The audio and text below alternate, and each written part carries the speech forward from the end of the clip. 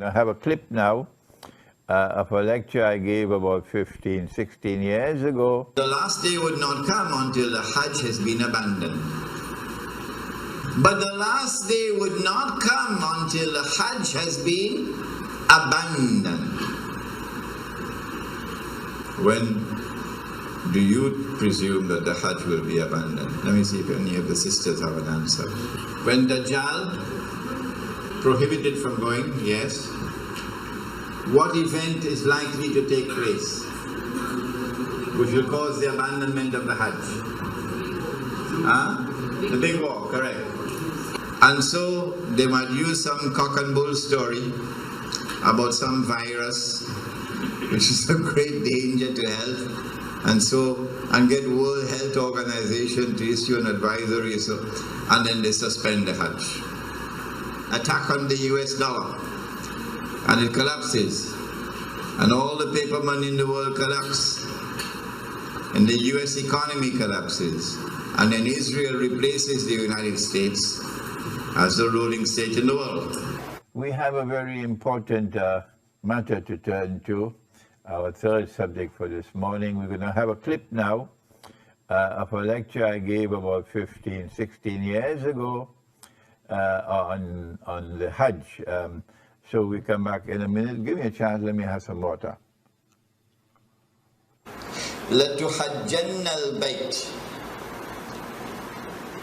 لَيُحَجَّنَّ الْبَيْتِ وَلَيُؤْتَمَرَنَّ. The people will continue to make the Hajj to the house of Allah, and people will continue to perform the Umrah to the house of Allah, the Kaaba. بَعْدَ خُرُوجِ يَأْجُوجَ وَمَأْجُوجَ. Even after Gog and Magog have been released. And then the hadith goes on to say, لَا تَقُومُ السَّاعَةُ حَتَّى لَا يُحَجَّ. That the last day would not come until the Hajj has been abandoned. This hadith is in Sahih Bukhari. Let me repeat it. People will continue to perform the Hajj and the Umrah even after the release of Gog and Magog. But the last day would not come until the Hajj has been abandoned. And so when that day comes that the Hajj is abandoned, it will confirm that Gog and Magog were released long ago. Are you following me? Well, I am anticipating that the abandonment of the Hajj will take place. Alright, let me ask you, when? When do you presume that the Hajj will be abandoned? Let me see if any of the sisters have an answer. Good to hear you now.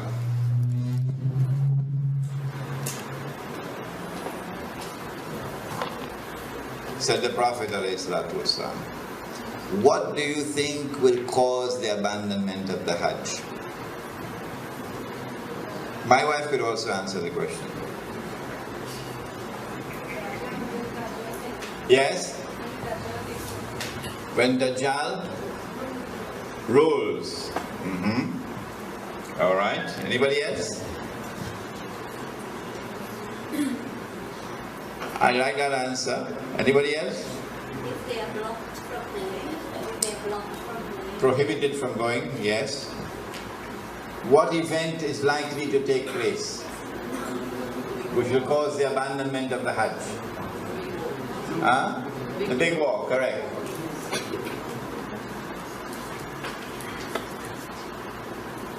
When Israel wages her big war, which will witness the dramatic territorial expansion of the state, and then a concomitant means taking place at the same time, a concomitant attack on the US dollar, and it collapses, and all the paper money in the world collapse, and the US economy collapses, and then Israel replaces the United States as the ruling state in the world.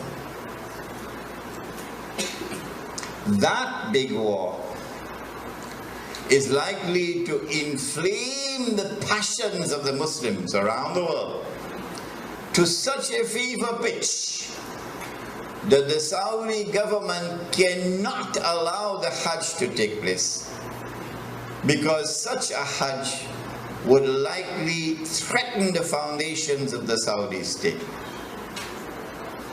And so they might use some cock and bull story about some virus which is a great danger to health, and get World Health Organization to issue an advisory, and then they suspend the Hajj.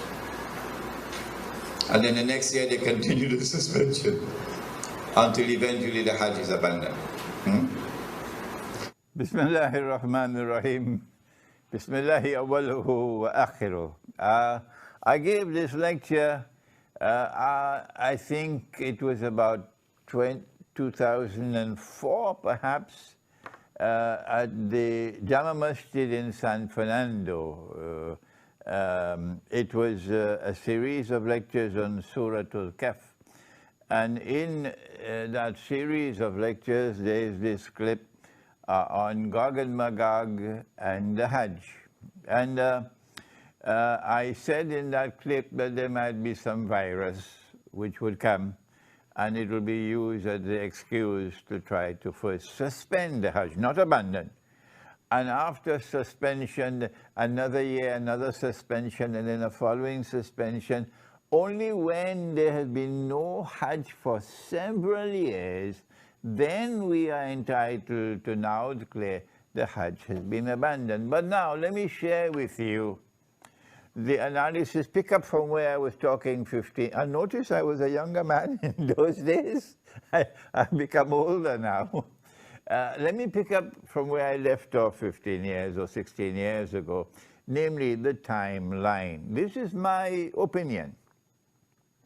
And you must not accept my opinion unless you are convinced that it is correct. This is my respect for your rational faculty. I said 15 years ago that there is a great war which is coming. The Christian eschatology, the Jewish eschatology calls it Armageddon. And our prophet, Allah's blessings be upon him, called it the Malham. And we have information about that war that they don't have. We know, for example, that 99% of those who fight in that war would be killed, and therefore this cannot be conventional warfare. This has to be warfare using weapons of mass destruction. Now then, that war is going to bring about the passage, in our opinion, the passage from Pax Americana to Pax Judaica, and this will inflame passions in the world of Islam against the Saudi leadership, which betrayed Islam. Betrayed. They are agents of Gog and Magog. They are agents of the Judeo-Christian Zionist Alliance. Those are the people who rule in Saudi Arabia. And so the Saudi regime is going to be placed in a very dangerous situation after the Great War. Any Hajj which takes place after that could bring about the collapse of the Saudi regime. And so this is my analysis. That is, that they will have to take steps to suspend the Hajj and eventually get it abandoned before that Great War. The Great War has not as yet taken place. And so here is my timeline. My timeline is that, yes, our prophet spoke about Jerusalem being center stage, and then he said about Medina being in forlorn desolation. This is already in place. And then he said the next thing would be the Great War. And I am suggesting that before the Great War takes place, there has to be a suspension of the Hajj, and then followed by another suspension, and so on, in order to protect the Saudi regime when the Great War takes place. After the Great War takes place, the next event would be the conquest of Constantinople. And then after that, the next event would be the Khuruj of Dajjal. And only after the Khuruj of Dajjal would you have Imam al-Mahdi, the emergence of Imam al-Mahdi alayhi salam, and the return of Nabi Isa alayhi salam. Those the deaf, the dumb, and the blind, who absolutely insist with obstinacy that you cannot have any Gog and Magog in the world until Jesus has returned. Leave them, leave them. They are people who no longer have the capacity to think and to study the Quran. But for the rest of you, and mashallah, there are so many of you there who are prepared to think. We are saying to you that our hadith, the Prophet ﷺ has made this prophecy, which is there in the clip, and which is in Sahih Bukhari, لَتُحَنْجَنَّ الْبَيْتِ, that you will most certainly perform the Hajj. وَلَا يُؤْتَمَرَنَّ, and you will most certainly continue to perform the Umrah to the house of Allah. بَعْدَ خُرُوجِ يَأْجُوجُ وَمَأْجُوجُ, even after Gog and Magog have been released. Did you hear that? Even after Gog and Magog have been released, the Hajj will still continue. The Umrah will still continue even after Gog and Magog have been released. لا تقوم الساعة حتى لا يحج. Then the hadith continues to say that the last hour will not come until the Hajj no longer takes place. The Hajj no longer takes place.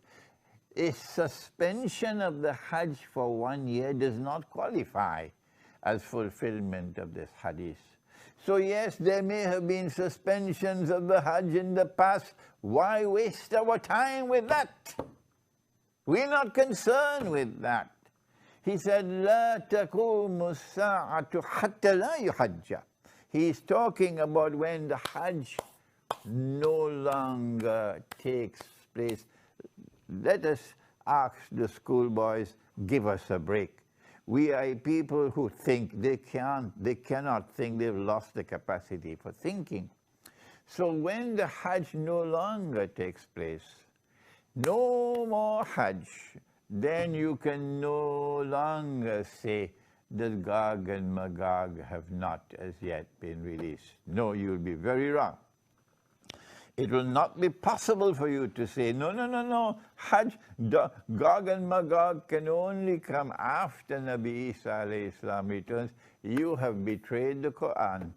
You have refused to study the Quran, and now you pay the price for that betrayal. This is the importance of that clip of 15 or 16 years ago. Now then we turn to another subject, and give me a little chance.